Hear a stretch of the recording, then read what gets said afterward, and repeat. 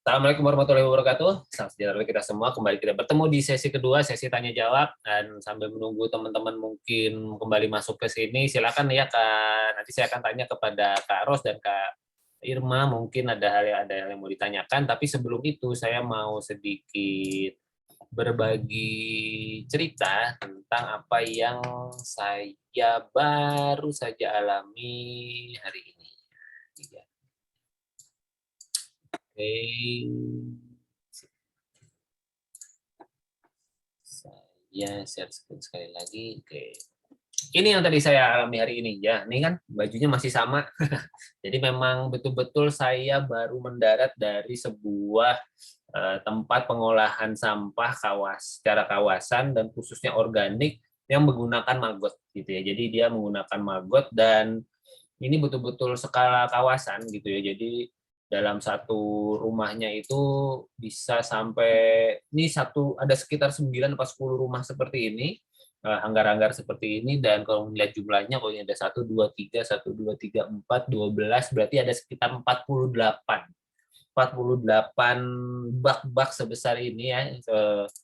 Nah, ini kalau ini kandang lalatnya di sana. Nah, jadi betul-betul ada 48 bak seperti ini sehingga mereka bisa mengolah sekitar 5 sampai 6 kilo per baknya. Jadi kalau satu bak itu katakan 5 kilo, ada 48, berarti ada 240 kilo per rumah. Kalau dikali 10 dan semuanya beroperasi, maka bisa mengolah sekitar 2 tonan sampah organik per hari. Jadi dan itu menghasilkan ya sekian ribu liter sampah pupuk organik gitu ya di sana juga. Jadi betul-betul saya habis dari sana, saya melihat dan saya bersyukur, oke, maggot ini emang keren. Maksudnya untuk kemudian mau di skala rumah tangga, mau di skala kawasan itu misalnya teman-teman misalnya mau di RT-nya atau di RW-nya atau di klasternya gitu ya. Kemudian dengan mengolah sampah dengan menggunakan maggot ini kita bisa mengurangi potensi tumpukan sampah di tempat sampah akhir sehingga sampah organiknya bisa kita olah secara mandiri di kawasan kita sendiri. Begitu teman-teman, kenapa kemudian saya mohon permisi sampai mengganti jadwal sampai 2 kali, karena ini keseruan yang saya alami hari ini. Oke, sip. Terima kasih sudah bertanya, dan untuk pertanyaan pertama saya jawab dulu pertanyaan dari Kak Dewi dulu ya, Kak Irma ya, sebelum kemudian nanti saya ke Kak Irma. Jadi ini saya coba paste lagi pertanyaannya Kak Dewi tadi ya. Jadi mau tanya kalau misalnya maggot apakah ada baunya? Yang memungkinkan kalau saya menerapkan ini adalah lokasi penempatannya di balkon sebelah ruang keluarga, Kak.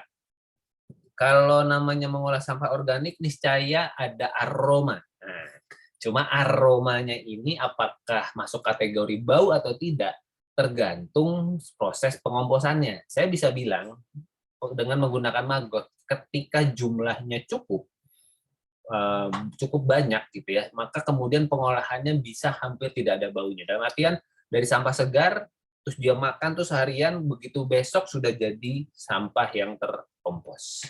Kurang lebih seperti itu. Bahkan untuk lebih matang lagi dia bisa sampai mengompos sampai 2 hari dan itu sudah sangat matang gitu. Jadi kalau kemudian kakak bertanya apakah maggot ada baunya, saya bisa bilang maggot ini adalah metode ngompos yang paling minim bau yang saya pernah kenali. Karena prosesnya cepat banget. Dari sampah segar sampai kemudian pupuk, nggak ngelewatin fase sampah bau sebagaimana metode komposter yang lain. Dan bukannya berarti metode yang lain tidak baik untuk dilaksanakan, justru kita harus melakukan proses pengomposan, karena kalau nggak dikompos ya dia akan terkompos dengan liar gitu ya di tempat lain sehingga menimbulkan bau dan sebagainya. Oke, terima kasih. Silakan kalau ada pertanyaan lagi langsung disampaikan saja. Tapi sebelum pertanyaan kita ke Kak Marini tadi ya sudah reset. Silakan Kak Marini, gimana? Ada yang mau ditanyakan? Nanti bisa saya ke pertanyaan Kak Ros ya. Silakan Kak. Apa ya? Saya sebetulnya saya udah pernah melakukan composting. Ya. Cuman gimana cara menghilangkan rasa malasnya itu? Sedangkan kadang ini dia. bukan cuman kita doang, maksudnya orang serumah itu kadang tapi anak-anak udah mulai ngerti sih sebagian kadang ini taruh di tempat sampahnya yang buat jadi pupuk kayak gitu. Cuman kadang-kadang ada timbul rasa jenuh kayak, Ya, eee, dapat materi dari Panit itu ya, ya, yang 2 tempat sampah saya udah melakukan, mhm, cuman emang, untuk proses pembuatan molnya, oke, terus mengolah sampah organiknya itu emang ya, belum berjalan kayak oke, gitu. Terus ya, pernah itu juga kan disimpan di depan, mhm, ada tetangga yang mau ikut boleh, tapi kadang ya gitu, suka, apa ya, tiba-tiba, tetangga ikut, tapi mhm, dia malah ngasih plastik, pokoknya oke, kalau udah tercium, pernah kan saya sempet buka gitu kan ya, si tong sampahnya, heeh, ada ulet-uletnya gitu kayak maggot oke, kayak gitu ya, ya, tiba-tiba ada maggot, tapi ada bau yang nggak enak. Oh mhm, pasti ini ada kantong kresek nih pasti, kalau dikorek-korek gitu, iya ada. Jadi kalau saya tuh udah bisa, ya rada sedikit udah bisa membedakan gitu kalau misalnya ada bau, berarti ada proses yang salah di yes, fermentasi di itunya gitu. Cuman gimana ya, emang butuh lingkungan dan butuh teman yang bisa ya, ngedukung kali ya, yang untuk betul, proses kayak gitu. Karena kalau kita sendiri tuh kadang-kadang ada jenuhnya, malesnya, ya. kayak gitu. Betul, Pak. Selamat datang di dunia manusia. Iya, Pak. Nggak usah ngurusin sampah, Kak. Soal iman aja kadang kita naik, kadang kita turun, gitu ya. Jadi, makanya kenapa sebabnya materi pertama kita, ya apa, sebelum kita masuk ke teknis dan sebagainya, itu adalah tentang mindset itu tadi. Karena mindset dari sanalah kita, ya akhirnya malas itu apa ya, jadi nggak penting lagi karena kita sudah punya mindset yang lebih besar gitu. Artinya, aduh ini kalau misalnya aku males, besok sampahnya bau. Kalau besok sampahnya bau, berarti aku buang nih. Begitu aku buang masuk tempat sampah terus dia ke TPA, TPA numpuk gitu, enggak, mulai aja gitu. Jadi memang kemudian kenapa kemudian di langkah ke-8-nya itu kita ulang lagi dari awal karena kita memang perlu merefleksikan lagi kita nih ngompos buat apa sih gitu.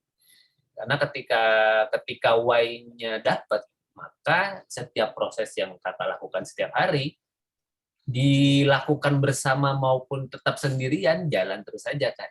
Nah justru ketika kakak konsisten sendirian melakukan, ya misalnya ada yang salah taruh gitu ya, terus ya udah nggak usah ngomel gitu maksudnya ya oh salah Iya. ya udah Jadi udah ya udah, udah tinggalin yuk aja gitu gitu. gituin gitu. Heeh, ya dan akhirnya memang Di-tag setelah lagi gitu. betul jadi memang kemudian setelah mindset memang yang kedua adalah komunitas. Kita perlu punya teman seperjalanan, nggak perlu dekat. Jujur ya kak, saya sudah pernah melakukan edukasi di kompleks saya setidaknya satu secara online secara offline, jadi kayak ada kumpul-kumpul warga gitu, terus kemudian saya diminta, Mas Andi dong cerita dong tentang composting, waktu itu belum ada maggot tuh.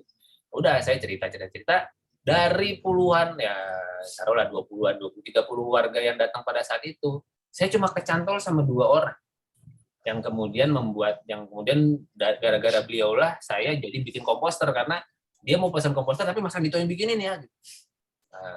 Oke deh, saya coba bikin begitu. Akhirnya saya memodifikasi gentong dan akhirnya sejak itu berlanjut sampai 50 gentong selanjutnya gara-gara tetangga saya. Tapi saya cuma bisa mengedukasi 2 orang ini saja. Ada 1 orang yang sudah melakukan di rumahnya, terus dia bikin tong komposter sendiri lumayan lah. 3 dari 1 RW saya mungkin ada sekitar berapa, taruhlah 100 kakak gitu. Tidak banyak jumlahnya gitu dan bukan tetangga-tetangga dekat saya. Dan ya nggak apa-apa, tapi kemudian dalam perjalanan ketika saya bikin program belajar composting online ini, setidaknya sampai hari ini dengan lulusan dengan sampai ke batch ke-37 ini saya sudah punya sekitar 200-an alumni ya dari proses belajar composting. Jadi sebenarnya mohon maaf ya, saya kasih tahu jujur-jujuran aja di sini. Saya ini sebenarnya lagi nyari teman.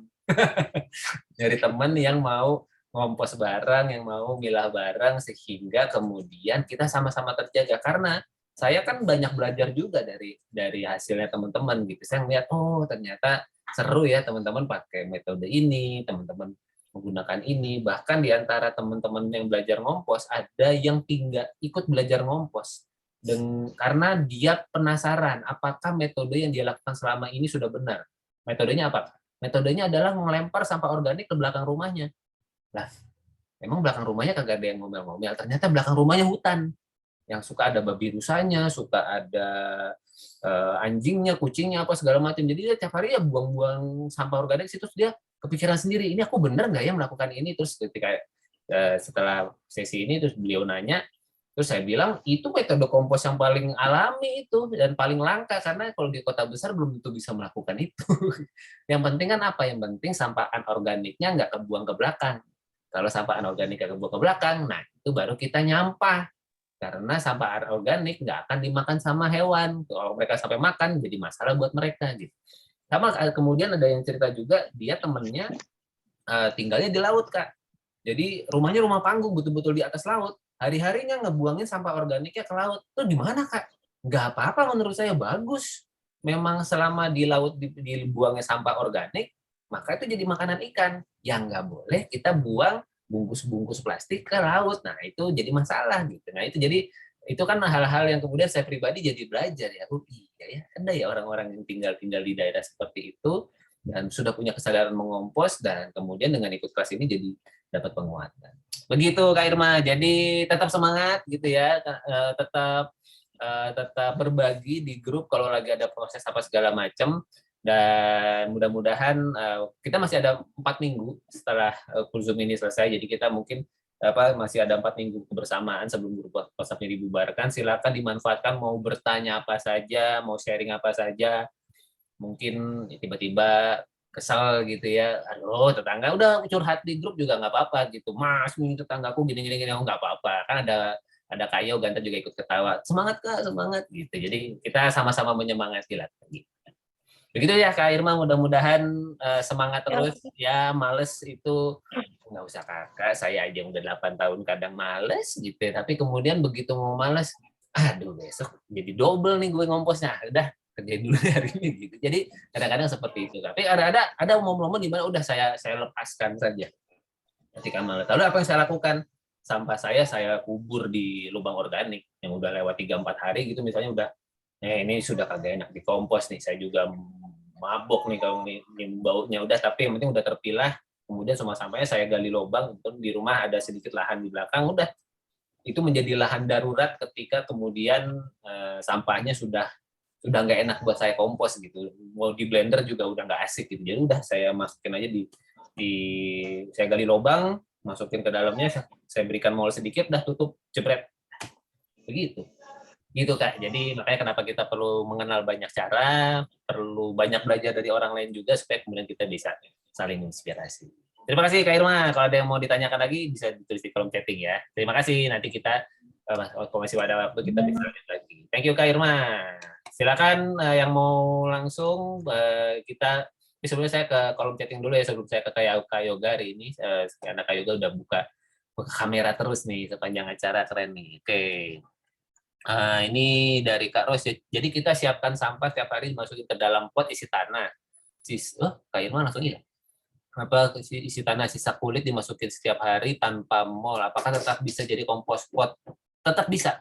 Cuma memang nanti prosesnya lebih lama aja Kak Ros. Jadi kalau misalnya katakanlah kalau pakai mol itu kita butuh waktu, akan hanya membutuhkan waktu 10 sampai 14 hari. Kalau nggak pakai mall biasanya, berdasarkan pengalaman saya, itu bisa lebih dari itu. Nah, ketika prosesnya lebih lama, maka potensi muncul baunya jadi lebih tinggi. Ya, karena semakin lama sampah terkompos, berarti yang bekerja semakin sedikit. Begitu yang bekerja semakin sedikit, maka nanti yang nyelip, yang masuk adalah bakteri-bakteri penghasil aroma yang lain. Nah, makanya kenapa kita kasih mall, supaya kemudian yang bekerja adalah bakteri baik yang sudah kita siapkan. Begitu ya Kak Ros ya. Jadi tetap bisa jadi tanah. Ibaratnya Kakak buang kulit pisang nih, taruh aja di atas tanah gitu, terkompos kok. Semua bahan organik itu pasti terkompos dengan catatan tidak terbungkus plastik. Itu yang kemudian kita perlu lakukan bersama gitu. Ya, saya juga ngomong gini, sebenarnya saya ngomong sama diri saya yang dulu gitu ya. Dulu kan lu begitu gitu ya, habis masak masuk ke kantong plastik, ikat, buang aja gitu. Bayangkan tuh jadi apa tuh? Udah jadi masalah mungkin udah jadi bagian dari masalah di Bantar Gebang sana gitu. Nah, itu yang teman-teman saya ingin ajak supaya kemudian kita mengolah sampah organik kita sendiri, karena kalau nggak diolah maka dia jadi masalah di tempat orang lain. Gitu. Karena tadi kebetulan tempat saya datang ke yang saya berkunjung itu belakangnya benar-benar TPA Bantar Gebang yang gunungnya tinggi-tinggi itu gitu. Jadi saya benar-benar ngelihat lagi, ya ampun itu betul-betul apa ya 5-10 meter beneran itu tinggi gunung sampahnya itu. Wah, luar biasa. Begitu ya. Terus tadi saya jawab dulu yang di kolom chatting. Kak Anit, misal satu hari tidak ada sampah organik gimana? Untuk maggot nggak apa-apa. Maggot masih bisa cari makannya sendiri gitu ya. Maksudnya mungkin ditinggal gitu nggak apa-apa. Jadi bahkan ketika kita sudah tahu bahwa kita punya maggot terus kita mau tinggal, kita bisa mempersiapkan makanannya. Misalnya, udah kan dia nggak harus makan makanan sisa, kan? Makan makanan kita juga bisa gitu, beliin roti, gitu. Kasih aja gitu. Udah nanti dia makan gitu ya. Bisa kok Kak. Terus lalu Kak Dewi juga mau nanya tentang ekoenzim, tadi foto ada banyak botol eksperimen variasi bahan, betul. Gimana hasilnya? Hasilnya semuanya cakep. Yang bau serai cakep, yang bau jeruk cakep, yang bau pepaya cakep, bau pisang cakep, yang campur-campur juga oke. Jadi hampir semuanya oke. Catatan saya adalah semakin keras bahan kulit buahnya, maka semakin bagus ekoenzimnya. Jadi misalnya kulit jeruk itu jelas paling asik tuh karena sitrun kan, tapi tantangannya dia gasnya lebih banyak, jadi perlu lebih rajin. Terus misalnya kalau kayak misalnya model kayak kulit pepaya juga bisa, cuma dia karena lembut begitu lewat 3 bulan airnya jadi keruh. Jadi apa jadi butek gitu karena si daging buah dan kulitnya tuh udah kecampur. Kayaknya nggak apa-apa juga, tetap enak baunya. Kulit pisang dia lembut tapi tetap menyisakan apa garis-garis kulit pisangnya juga masih oke. Ya kayak serai gitu yang kemudian aromanya ada aroma khasnya dan sebagainya. Jadi semuanya oke, Kak Dewi. Silakan kalau mau ikut eksperimen coba-coba juga bisa. Oke, kita ke Kak Yoga sekarang. Silakan Kak Yoga, gimana? Ada yang mau disampaikan setelah belajar selama seminggu ini? Ada hal-hal yang menarik atau ada yang mau ditanyakan? Silakan. Sharing aja ya. Ya, silakan Kak Yoga.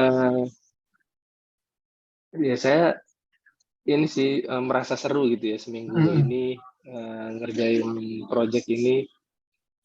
Jadi saya sekarang kalau lagi makan di mana itu jadinya ngeliatin sisa makanannya nih. Pengen saya bungkus, saya bawa pulang nih.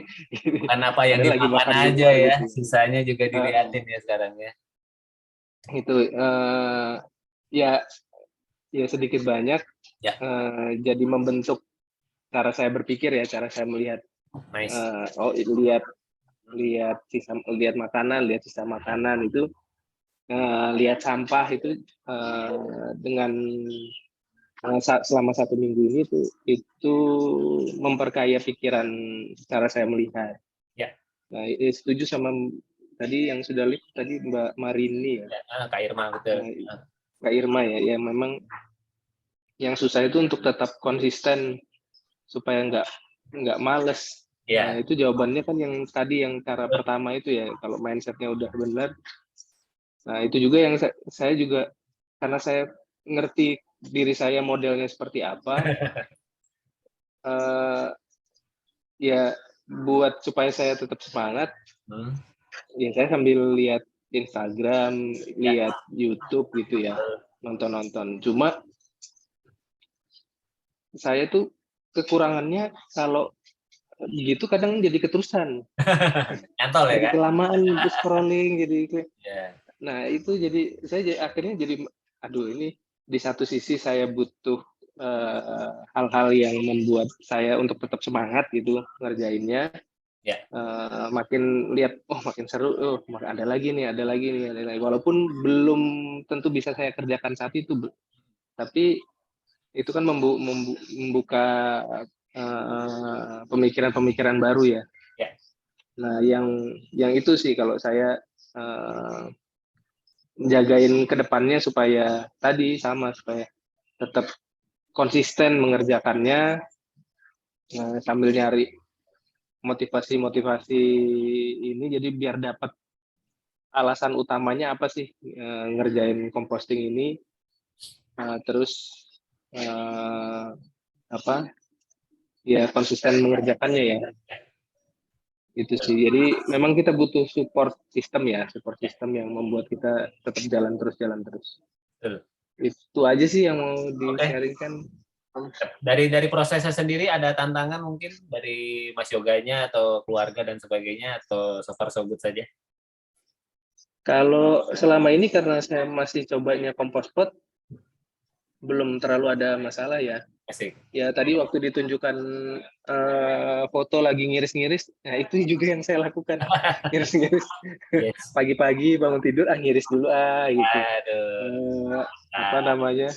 Terus nabur di polybag-nya, nah gitu-gitu lah. Sementara sih belum ada masalah, belum ada kendala. Nah, nggak tahu kalau misalnya nanti sudah makin ada metode lain lagi yang saya ikuti, ya mungkin nanti di situ baru ada tantangan-tantangannya ya. Tapi harusnya kalau seru juga, ya kita ya ngerjainnya juga asik-asik aja ya. Apalagi sudah tahu prinsipnya. Udah tahu prinsipnya, Iya. ini ada aroma, udah tinggal kasih penggembur aja. Ini kayak mungkin potongan cacahannya terlalu besar, atau mungkin potongan cacahannya terlalu kecil sehingga kalau kayaknya waktunya lama banget nih ngomposnya. Ya udah, potongannya mungkin bisa tidak terlalu halus dan sebagainya. Itu sudah nanti menjadi sebuah wisdom yang muncul seiring dengan jam terbang melakukan proses composting biasanya. Iya. Oh, tantangan saya semut. Ya. Jadi jadi saya oh iya, apa kalau misalnya saya pakai metode compost pot ya. Kalau misalnya kehujanan itu nggak apa-apa ya? Nggak apa-apa. Kalau compost pot kehujanan dibiarkan aja. Ya, nggak perlu kita teduhin lagi atau apa, itu nggak perlu ya? Nggak apa-apa. Kalau soalnya saya jadi pagi-pagi ini kira-kira hujan nggak ya? Kalau karena khawatir nanti jadi basah, terus jadi banyak gitu ya. Jadi makanya saya kalau kira-kira hujan ya saya tarik, kalau nggak hujan ya saya keluarin, saya panasin gitu. Secara teori nggak apa-apa, ya. Cuma ada situasi-situasi yang misalnya hujannya super deras sehingga dia ngerendam. Nah, itu apa jadi airnya tuh nggak ngalir karena mungkin entah situasi pori-pori polybag-nya dan sebagainya, atau potnya itu lagi nggak terlalu lancar sehingga dia terendam. Nah, terendam ini yang jadi masalah. Tapi kalau kemudian hujannya lewat sih nggak ada masalah. Jadi masih dia masih bagian dari proses kompos yang baik. Nah, ini juga nanti juga perlu dievaluasi, Mas Yoga. Jadi ketika kemudian begitu kena hujan ternyata kompos potnya tidak sebagus sebagaimana diharapkan, misalnya jadi banyak, jadi bau apa segala macam. Oh, berarti nggak boleh kena hujan. Gitu. Tapi secara prinsip nggak apa-apa. Cuma kalau kemudian ternyata hujan ini membuat proses pengomposannya menjadi beraroma, oh berarti dia perlu kita jaga, kita treatment. Misal di atas setiap kompos pot mungkin dikasih ditutupin piring kah, tutupin apalah gitu, genteng apa segala macam, sehingga kemudian ketika air jatuh tidak langsung membasahi si tanahnya gitu. Mungkin bisa kena tampiasan nggak apa-apa. Yang nggak boleh kena air langsung kan misalnya seperti kompos bag atau kemudian kompos pot yang nggak ada tanahnya sama sekali. Nah itu sangat disarankan tidak kena hujan karena kalau begitu kelembapannya tinggi, nah itu ada potensi tantangan-tantangan komposnya muncul biasanya di situ. Begitu Mas Yoga, thank you sudah berbagi. Wah, luar biasa, semoga konsisten terus. Saya jawab dulu pertanyaan dari Kak Dewi lagi ya. Kemarin di PCRI ada ekoenzim pakai sabun dan sampo. Kalau kakak penggunaannya untuk apa saja kak? Saya hanya penggunaan cuci-cuci kak. Jadi cuci piring, cuci lantai buat ngepel gitu ya, atau kemudian cuci tangan. Terus kemudian membersihkan minyak-minyak di kompor tuh. Jadi biar kemudian kompornya lebih harum. Saya biasanya makanya untuk area-area di situ. Tapi belum yang ke level jadi sampo dan jadi sabun gitu. Sebetulnya mungkin sudah bisa saja kalau saya sudah cukup siap atau kemudian cukup tega, atau kemudian saya memang mempersiapkan ekoenzim untuk itu, karena saya punya info bahwa untuk menjadi ekoenzim yang akan kita pakai di kulit, bahkan bisa kita minum sekalipun, itu ada beberapa bahan yang tidak bisa asal gitu ya. Jadi ada treatment-treatment tertentu yang kemudian kita perlu pelajari lagi dan memastikan bahwa ekoenzim yang sedang kita buat memang oke. Dan tentu perlu dicoba ya, karena kalau kemudian cocok ya lanjut aja gitu. Karena toh ketika dia sudah menjadi enzim itu sudah menjadi sebuah zat yang beda sama sekali, dan setiap orang bisa punya respon berbeda terhadap zat itu gitu. Ada yang mungkin aman-aman saja, ada yang mungkin jadi alergi dan sebagainya. Itu yang kemudian kita perlu coba. Begitu sih Kak Dewi. Nah, ini pertanyaan selanjutnya, pernahkah coba kompos pot aerob?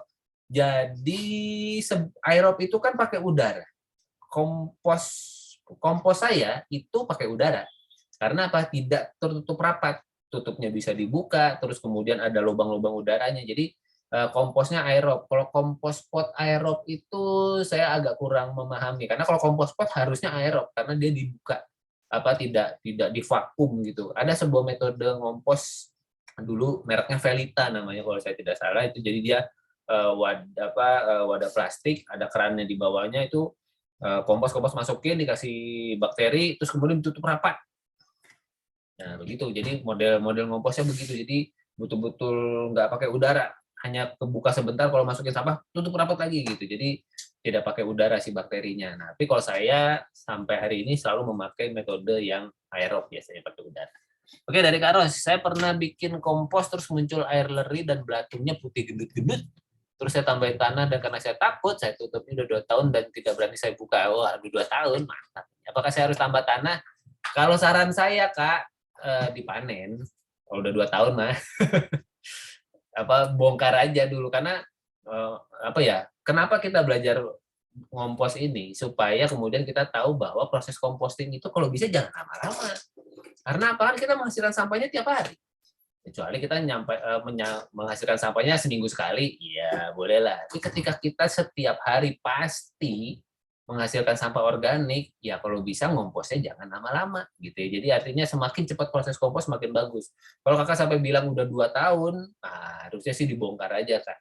Coba dibongkar, nanti difoto ya, kasih lihat ke saya, kasih lihat kita di grup, Kak, ini 2 tahun kompos saya. Ini kompos saya sudah 2 tahun nih. Nah, coba nanti kita lihat udah kayak apa itu ya si proses tanahnya. Bayangan saya sih apapun proses komposnya, kalau 2 tahun biasanya jadi tanah yang amat sangat cakep.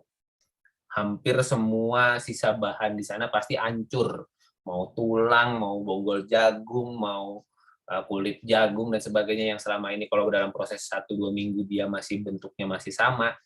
Bahkan kulit telur sekalipun bisa jadi selama 2 tahun mah udah jadi tanah banget, udah tanah yang bagus banget. Jadi justru saran saya sih jangan ditambahin tanah lagi, tapi dipanen, Kak. Kalau itu memang benar-benar kompos ya gitu.